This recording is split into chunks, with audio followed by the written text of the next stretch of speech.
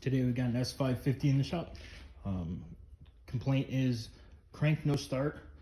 It wasn't getting fuel to the engine, so we did a pressure test and it wasn't getting any fuel to the rail. So a lot of common problems with these S550s on these Mercedes. Even though it doesn't sound like it's very common. Back here there's a bunch of relays, and you're gonna find the relay with the component S in this box, which is usually the last one on the right hand side, and you're going to replace that one. And again, this fuse box is located right here in the back seat, and you're going to replace that 4-pin. And what you come to find, I have a relay tester right here. Physically it doesn't look like any damage is done, but it actually, when you hook it up to this tester right here for a 4-pin, this is pretty nice. Can't do it now. There we go.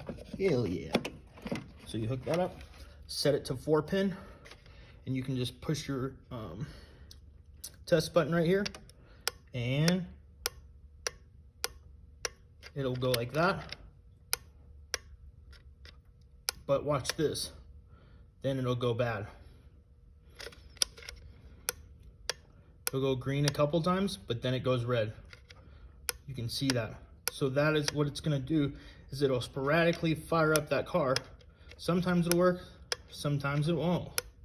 See? Red. Green. There it'll start.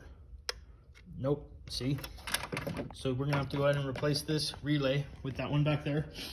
Again, to do the fuel pressure test, you're just gonna pop this guy off right here with a Schrader, and there's a Schrader valve in there.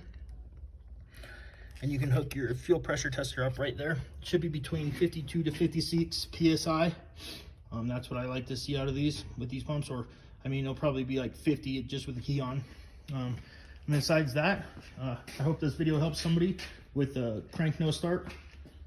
And have a nice day.